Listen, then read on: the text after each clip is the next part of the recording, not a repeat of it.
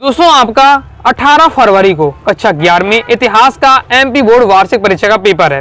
Okay, तो लगातार मैं आपको तैयारी कराते जा रहा हूं हर सब्जेक्ट की। तो आज की इस वीडियो में मैं आपको कक्षा 11वीं इतिहास सब्जेक्ट के 2 अंकी वाले महत्वपूर्ण प्रश्नोत्तर बताने वाला हूं। ओके, लगभग मैं आपको 50-60 क्वेश्चन प्रैक्टिस करा दूंगा।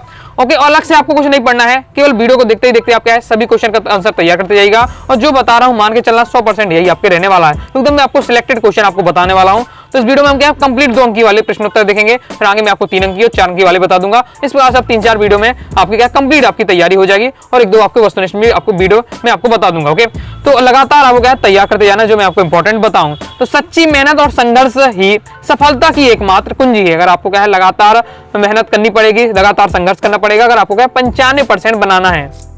चलिए देख लेते हैं सभी जो क्वेश्चन मैं आपको बताऊं, वीडियो को देखते ही देखते आपको तैयार करते जाना है, क्योंकि 2 नंबर वाले क्वेश्चन है। लगभग क्या है 1 से 2 लाइन में इनके आंसर रहने वाले हैं, तो पढ़ते जाइएगा तैयार करते जाइएगा। पहला क्वेश्चन है कीला काल लिपि के अक्षरों को किस वर्ष में पहचाना हुआ पढ़ा गया? तो सन 1850 में कीला काल लिपि के अक्षरों को पहचाना हुआ पढ़ा गया। तो इसमें आपको सन याद रखनी है, 1850 में कीला काल लिपि के अक्षरों को पढ़ा गया। अब यही क्वेश्चन 2 नंबर में आपका पूछा जाता है, या फिर आपको एक वाक्य नहीं बन सकता है या वस्तुनिष्ठ भी बन सकता है। तो सीमार से क्या आशय है? सीमार से आशय विकास उन्मुख मजबूत और दूरदर्शी साहसी आदि से होता है। जैसे भारत के 2 प्राचीन नगरों के नाम। ओके, तो प्राचीन नगर कौन से? हड़प्पा मोहनजोदड़ो हो जाएगा।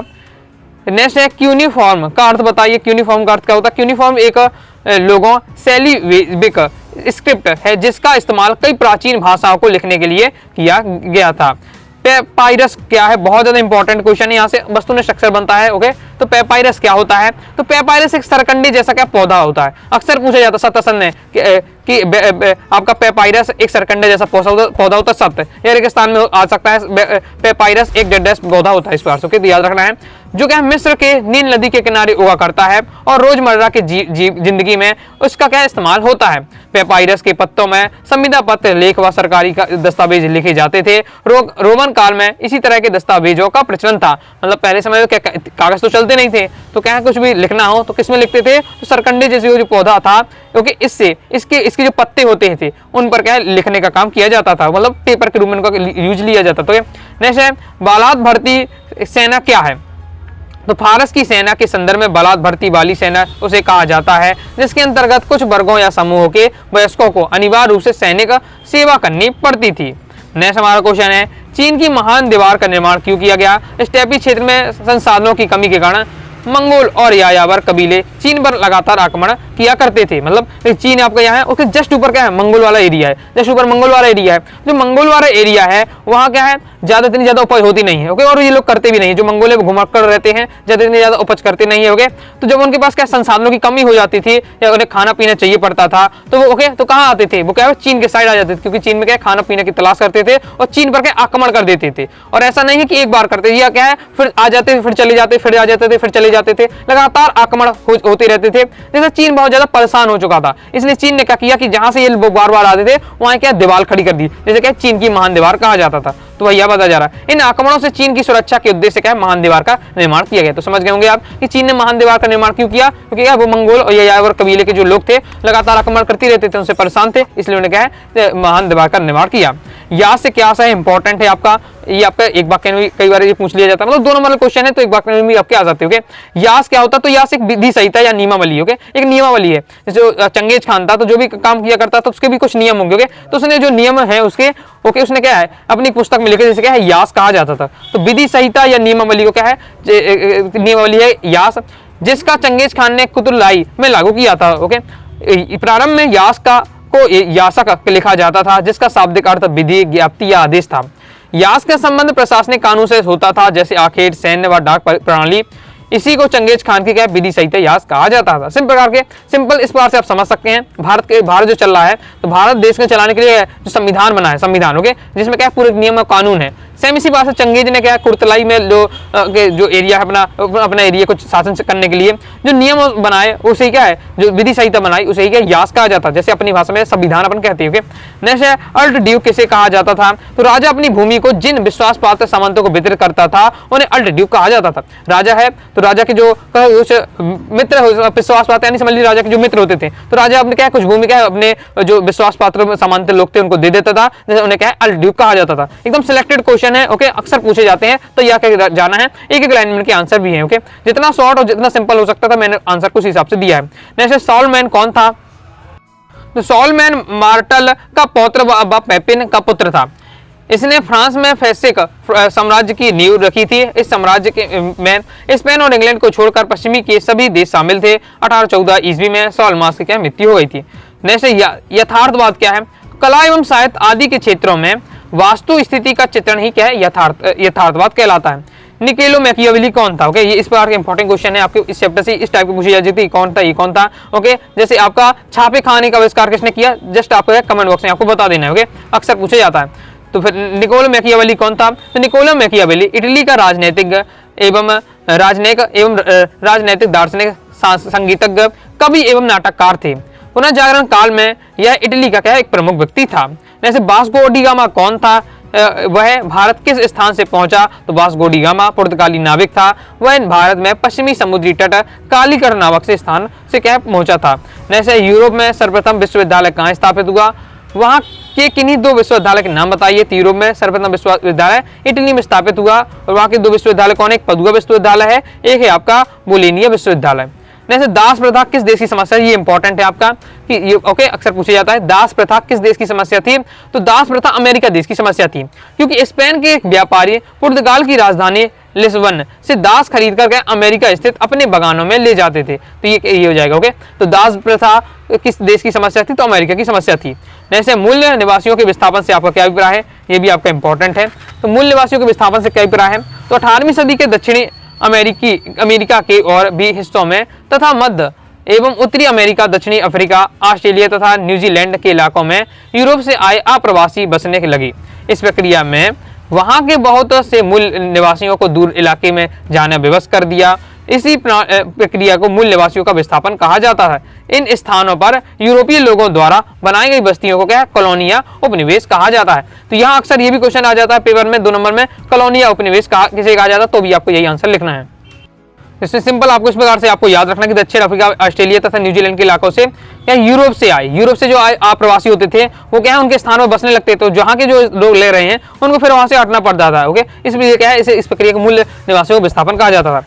नेक्स्ट आपका क्वेश्चन है एवारिजीन शब्द का वास्तविक अर्थ समझाइए। तो ऑस्ट्रेलिया में आदि मानव को एवारिजीन कहते हैं। तो आदि मानव को क्या कहते थे? ऑस्ट्रेलिया में एवारिजीन के नाम से जाना जाता है। ये आदि मानव ऑस्ट्रेलिया में लगभग 40,000 वर्ष पहले और संभवतः इससे पहले भी निवास करते थे, ऐसा माना जाता है, ओके। नेक्स्ट ये भी बहुत ज्यादा इंपॉर्टेंट है आपका, अमेरिका में रेड इंडियन कौन थे? अमेरिका में रेड इंडियन किसे कहा जाता था, ये कौन थे? तो कोलंबस जब क्या अमेरिका पहुंचा तो उसने समझा कि मैं इंडिया पहुंच गया हूं। इसने वहां के निवासियों को रेड इंडियन कहा, तभी से उसको रेड इंडियन कहा जाने लगा। इतना है जब कोलंबस क्या है जब अमेरिका पहुंचा था तो उसने यहाँ के समझा कि वो इंडिया पहुंच गया, ओके। तो इसलिए क्या है इसकी जो यहाँ के निवासियों ने क्या रेड इंडियन कहने लगा। ये आपका दिया। नेक्स्ट आपका 19वां क्वेश्चन है, ओके। ये 19वां क्वेश्चन है। नेक्स्ट क्वेश्चन 19वां है कि मांचू साम्राज्य कब समाप्त हुआ और इसके स्थान पर किसके नेतृत्व किया? तो मांचू साम्राज्य 1911 में समाप्त हुआ। इसके स्थान पर सन यात सेन ने क्या नेतृत्व किया था।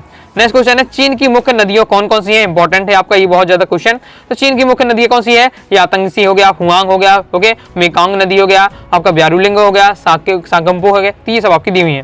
जैसे मेसोपोटामिया के मंदिरों के में कौन से प्रमुख देवताओं का निवास स्थान था? सब एकदम सिलेक्टेड क्वेश्चन है आपके। तो मेसोपोटामिया में जो मंदिर हैं उनमें कौन से प्रमुख देवताओं का निवास होता था? तो मेसोपोटामिया के मंदिरों में और जो क्या है चंद्र देवता थे वह इन्नाना जो क्या प्रेम व युद्ध की देवी थी का निवास था। मैंने यहाँ कौन से देवता थे? और था और इन्नाना था, और यानी चंद्रमा देवता और इन्नाना क्या प्रेम व युद्ध की देवी थी। नेक्स्ट है विश्व की प्रथम कानून संहिता का निर्माण किसने कराया? तो विश्व की प्रथम कानून संहिता का निर्माण हम्मुराबी ने कराया था। लाइक और शेयर ठोक दीजिए, महाकाल का लाइक और शेयर ठोक दीजिए। पूरा साल मेहनत करता हूँ आपके लिए बेटा, ऐसा नहीं चलेगा, ऐसा नहीं चलेगा। मारी राज्य में कौन कौन से खाना बदो समुदाय के लोग आकर बसने लगे? तो मारी समुदाय में गड़िया, अक्दी, एमोराइट, एसेरिया, आर्मीनियम समुदाय के क्या लोग आकर बसते थे। नेक्स्ट हमारा क्वेश्चन है मेसोपोटामिया के लोगों ने समय का विभाजन किस प्रकार से किया? तो समय का विभाजन किस प्रकार से करते थे? तो मेसोपोटामिया के लोग समय का विभाजन चंद्रमा व पृथ्वी के चारों ओर की गई परिक्रमा के आधार पर करते थे। समय के अनुसार एक वर्ष में 12 महीने, एक महीने में 4 हफ्ते और एक दिन में क्या 24 घंटे, एक घंटे में 60 मिनट। ये बहुत पहले के समय का था। ओके, मेसोपोटामिया के समय ने इस प्रकार से काल गणना की थी और वही आज भी हम क्या है, यही क्या है, इसी प्रकार से हम क्या समय का विभाजन करते हैं सेम। नेक्स्ट है, रोम में गणराज्य की स्थापना कब हुई? तो 509 ईस्वी में रोम की जनता ने अपने शासक को देश से निकालकर गणराज्य की स्थापना की। यह गणराज्य निसंदेश लोकतांत्रिक सिद्धांतों पर आधारित था। तो मैंने याद रखना है, तो आपका 509 ईसा पूर्व में रोम की जनता ने क्या किया? शासन को वहां से निकाल दिया और गणराज्य की स्थापना की। ये आपको याद रखना है कि 509 ईस्वी में। ओके, जैसे ऋतु प्रवास क्या होता है? ऋतु प्रवास है आपका ऊंचे पहाड़ी क्षेत्रों और नीचे के मैदानी इलाकों में भेड़ बकरियों तथा अन्य जानवरों को चराने के लिए चारागाहों की खोज में ग्वाली तथा चरवाहों का मौसम के अनुसार वार्षिक आवागमन क्या कहलाता है? ऋतु प्रवास कहलाता है। नेक्स्ट, कोपरनिकस कौन था? तो कोपरनिकस पोलैंड निवासी एक वैज्ञानिक था जिसने यह सिद्ध किया कि पृथ्वी सूर्य के चारों क्या है चक्कर लगाती है। ओके, इस प्रकार से क्वेश्चन आ सकता है, पृथ्वी सूर्य की ओर चक्कर लगाती है, यह बात किसने बताई? तो कोपरनिकस ने। ओके, तो याद रखना है। आगे देख लेते हैं, आगे क्वेश्चन देखते हैं, मंगोल कबीलों का जीवन कैसा था? क्योंकि मंगोल थे वो घुमक्कड़ हुआ करते, तो मैंने तो आपको याद रखना कि उनका जीवन पूरा घुमक्कड़ होता था। ये क्या किसी व्यवस्था को नहीं अपनाते कि एक जगह ठहर जाएं, आराम से कृषि करें और आराम से रहें। ओके, ये क्या घुमक्कड़ रहते थे और खाना पानी ढूंढते रहते थे, खुद क्या है, खुद कृषि करने का व्यवस्था नहीं करते थे। तो मंगोल कबीलों का जीवन क्या घुमक्कड़ था। इन्होंने कृषि व्यवस्था को नहीं अपनाया, इसी कारण शीत ऋतु में उनको क्या है, उनके द्वारा एकत्र किया गया खाद्य सामग्री शीघ्र ही समाप्त हो जाती थी, फलता उन्हें क्या इधर उधर भटकना पड़ता था। नेक्स्ट है, 4 उलूस का गठन कैसे हुआ? तो उलूस से आशा है साम्राज्य की सीमा। चंगेज खान ने नई शासन व्यवस्था में विजयी क्षेत्रों पर शासन करने का उत्तरदायित्व अपने 4 पुत्रों को सौंपा दिया। उसका शासन क्षेत्र 4 भागों में बट गया। इस प्रकार को 4 उलूस का गठन हुआ। तो 4 उलूस का गठन किसने किया था? चंगेज खान ने किया था। किस प्रकार से 4 उलूस, यानी जो चंगेज खान ने जो अपना साम्राज्य बनाया था, उसने उसके जो 4 पुत्र थे उनको क्या सौंप दिया था साम्राज्य। ओके, 4 हिस्से कर दिए थे, तो इससे क्या 4 उलूस का गठन हुआ इस प्रकार से। जैसे फीप और टैली करके बहुत ज्यादा महत्वपूर्ण है, अक्सर ये क्वेश्चन पूछा जाता है, या फिर आपका 2 नंबर में इस प्रकार से आ जाएगा। ओके, फीप अगर पूछ लिया है, टैली का पूछ लिया जाए, दोनों पूछ लिए जाते हैं, और या फिर इनमें अंतर आ जाता है। तो एक शब्द एक वाक्य में कई बार क्वेश्चन आ चुका है। तैयार करके आपको रखना है। पहले फीप कर क्या है? लॉर्ड द्वारा नाइट्स को दिया गया भूमि का एक भाग जिससे उसे रक्षा करनी होती वो आपका कहलाता फीप। तो फीप आपको याद रखना है कि लॉर्ड द्वारा क्या होता है, इन राजा द्वारा नाइट्स को जो भूमि का एक भाग दिया जाता था, वही आपका क्या है, फीप कहलाती थी। टैली कर क्या है? टैली एक प्रत्यक्ष करता, जो इंग्लैंड का राजा समय पर क्या है कृषि को से लेता था, मतलब किसान से जो टैक्स लिया जाता था सीधे सीधा, वो टैली कर होता था। और फीप क्या था? नाइट्स को जो भूमि दी जाती है, एक भाग दिया जाता था, वो आपकी फीप कहलाती थी। जैसे सामंती व्यवस्था में सर्प कौन थे? तो सामंती व्यवस्था में जो दास होते थे सर्प कहा जाता है, यानी दास हो गए सर्प के नाम से जाना जाता था सामंती व्यवस्था में। अन्य शब्दों में इन्हें क्या दास किसान भी कहा जाता था। इनके पास अपनी भूमि नहीं होती थी, इन्हें सामंतों की भूमि पर काम करना पड़ता था। उनकी क्या दयनीय स्थिति, अब दास है तो उनकी दयनीय स्थिति तो होगी ही। जैसे गैलीलियो गैलीली कौन थे? तो गैलीलियो गैलीली एक क्या है प्रसिद्ध दार्शनिक थे जिन्होंने क्या है दूरबीन का आविष्कार किया था। ओके, तो ये बिल्कुल अच्छे से याद रखिए। 2 नंबर में क्वेश्चन आया, आपके क्या ऑब्जेक्टिव यहाँ से तैयार हो जाते हैं। नेक्स्ट हमारा क्वेश्चन है, पुनर्जागरण काल में कालीन किन्हीं 5 आविष्कारकों के नाम, उनके वैज्ञानिकों के नाम बताना है। पुनर्जागरण काल था, उसमें बहुत सारे आविष्कार हुए, तो आपको पहले 5 आविष्कार बताने, उसके आविष्कार करना है। अभी मैंने आपको पूछा छापे खाने का आविष्कार किसने किया था? तो गुटेनबर्ग ने किया था। कुतुब मीनार का आपका कुतुब नुमा का आविष्कार किसने किया था? मार्को पोलो ने किया था। सूक्ष्मदर्शी का आविष्कार रोजन बेगन ने। दूरबीन का आविष्कार गैलीलियो ने। गणित में दशमलव का प्रयोग स्टेविन ने। तो ये सभी आपको याद रखना है। यहाँ से ऑब्जेक्ट भी इस प्रकार से पूछ लिया जाता है कि गैलीलियो ने किसका आविष्कार किया? तो दूरबीन का। या दूरबीन का आविष्कार किसने किया? गैलीलियो ने। तो इस प्रकार से आपको पूरे एकदम याद होने चाहिए फैक्ट।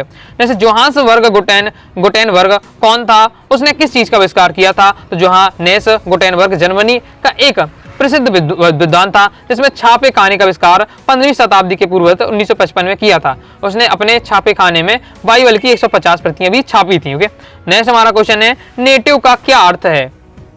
तो नेटिव या मूल वांशिक का अर्थ ऐसा व्यक्ति जो अपने मौजूदा निवास स्थल में ही पैदा हुआ है, क्योंकि 20वीं शताब्दी के आरंभ वर्षों में यह पद यूरोपीय लोगों द्वारा अपने उपनिवेशों के मूल निवासियों के लिए उपयुक्त किया जाता था। अमेरिका के इतिहास में आंसुओं की राय का संबंध किस घटना से है? तो ये आपका दिया हुआ है। ओके, कम इंपॉर्टेंट लेकिन एक बार से अच्छे से आपको पढ़ के रखना है। सेटलर शब्द से क्या समझते हैं? तो सेटलर या आबादकार उपनिवेश स्थापित करने वाले को कहा जाता था। यह शब्द दक्षिण अफ्रीका में डच के लिए, आयरलैंड, न्यूजीलैंड और ऑस्ट्रेलिया में ब्रिटिश के लिए क्या है तथा अमेरिका में यूरोपीय लोगों के लिए प्रयुक्त होता था। नेक्स्ट, अमेरिका की पूर्व संध्या क्या है? तो अमेरिका की पूर्व संध्या पद से एक विशेष समय से अभिप्राय है। यह वह समय था जब हजारों यूरोपीय लोगों का अमेरिका में पदार्पण हुआ। वस्तुतः उन्हीं लोगों द्वारा इस महाद्वीप का नाम क्या अमेरिका रखा गया।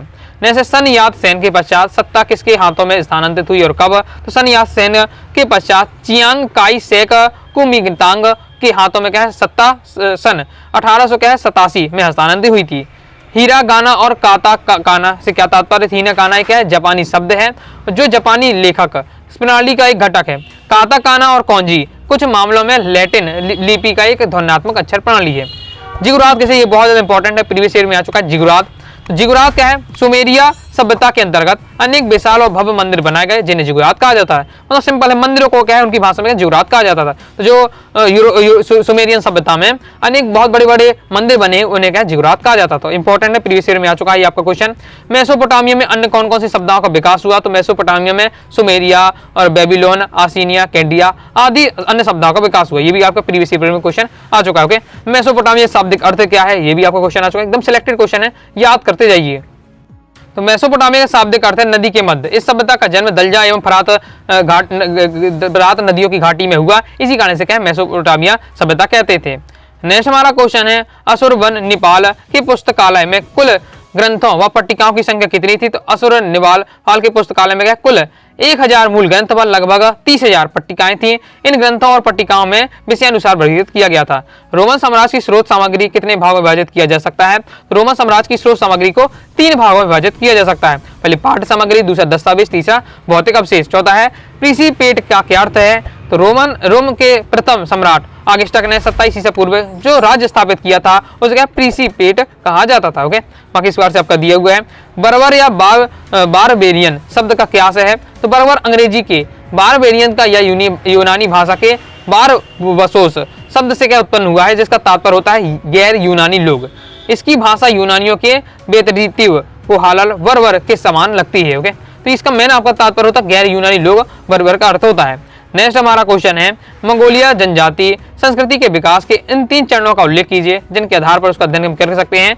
ये कौन कौन से आपके 3 चरण हो सकते हैं? तो पहला जनजाति कबीलों के आरंभिक काल, एकीकृत मंगोलिया साम्राज्य का काल, फिर बुद्ध द्वारा धर्म को अपनाना। ओके, बुद्ध धर्म को अपनाना। जैसे टैली के विषय से आप क्या जानते हैं? तो टैली में आपको जस्ट अभी पहले आपको बता चुका हूँ कि एक प्रकार का कर होता है, टैक्स होता है। ओके, प्रत्यक्ष टैक्स होता है। ओके, जो कि क्या है किसानों से लिया जाता था और ऐसा था कि ये किसानों से लिया जाता था, जबकि जो पादरी अभिजात वर्ग होते हैं, अभिजात वर्ग नहीं अमीर वर्ग था, उस एरिया का जो अमीर वर्ग तो अभिजात वर्ग है, अमीर वर्ग को अभिजात वर्ग कहा जाता था। और पादरी यानी क्या है अपने यहाँ से समझ हिंदू धर्म से कनेक्ट करें तो जैसे हमने जो पूजा पाठ करते हैं पुजारी होती है, इस बार से वो पादरी होते थे।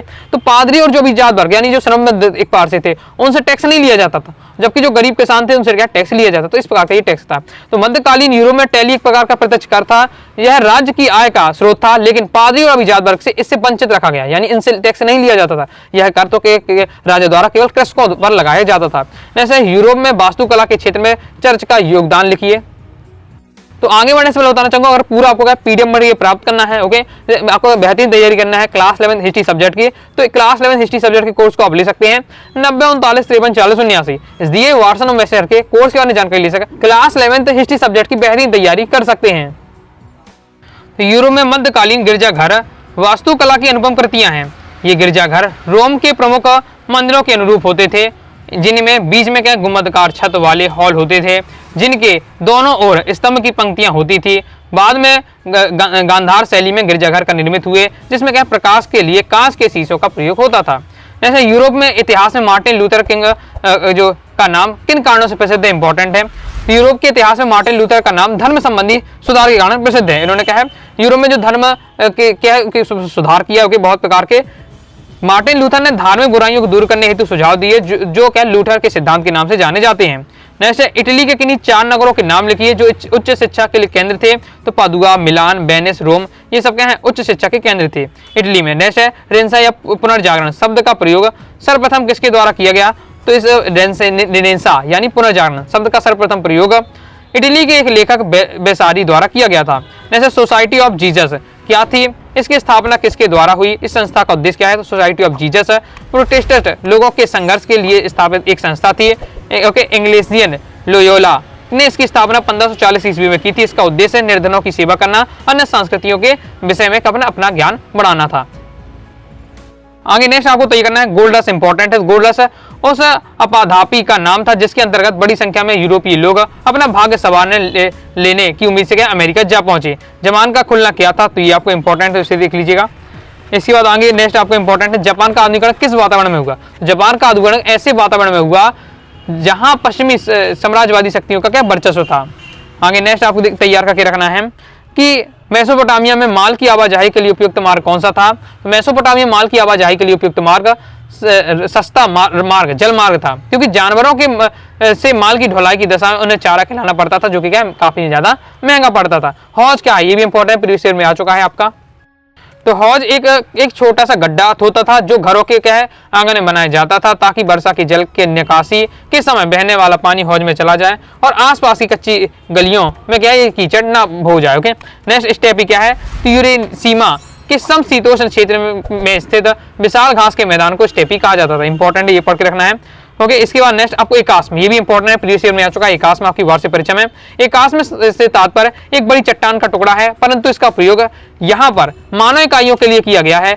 जब हम कहते हैं कि समाज अथवा संस्कृति एकास्म है, तो इसका अर्थ है कि उसमें क्या विविधता की कमी है और आंतरिक एकरूपता है।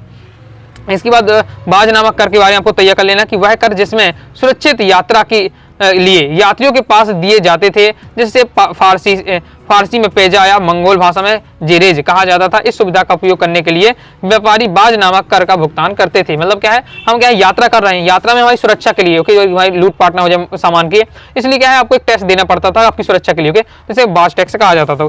जैसे भिक्षु किसे कहते थे, तो मठों में एक एकांत जीवन बिताने वाले ईसाई श्रद्धालु को भिक्षु कहते थे। इसके बाद आगे जापान में सैनिकरण के लिए क्या किया गया। जापान में सैनिकरण के लिए सेना के अधिकारियों के प्रशिक्षण के लिए जर्मनी तथा फ्रांसीसी प्रशिक्षक नियुक्त किए गए। आधुनिकीकरण से पर्यावरण का क्या विनाश हुआ है, तो आधुनिकीकरण के कारण पेड़ पौधों की तेजी से कट रहे हैं। यदि यही स्थिति रही तो क्या हमें शुद्ध वायु मिलना दुर्लभ हो जाएगा। तो इस प्रकार से दोस्तों मैंने कंप्लीट आपके 2 अंकीय वाले महत्वपूर्ण उत्तर कवर करा दिए हैं। तो बाकी दोस्तों आप क्या प्रॉपर तैयारी करना चाहते हैं क्लास 11 हिस्ट्री सब्जेक्ट की 90 39 53 40 79 इस दिए व्हाट्सएप मैसेज करके कोर्स के आने जानकारी लेकर कोर्स ज्वाइन कर सकते हैं। वीडियो पसंद आए वीडियो लाइक करके सब्सक्राइब जरूर कर दीजिएगा। साथ ही दोस्तों टेलीग्राम चैनल व्हाट्सएप चैनल को ज्वाइन कर लीजिएगा। कोई दोस्तों डाउट रहा है कमेंट बॉक्स में आप जरूर पूछिएगा। मिलते हैं नेक्स्ट वीडियो में, तब तक के लिए बाय बाय।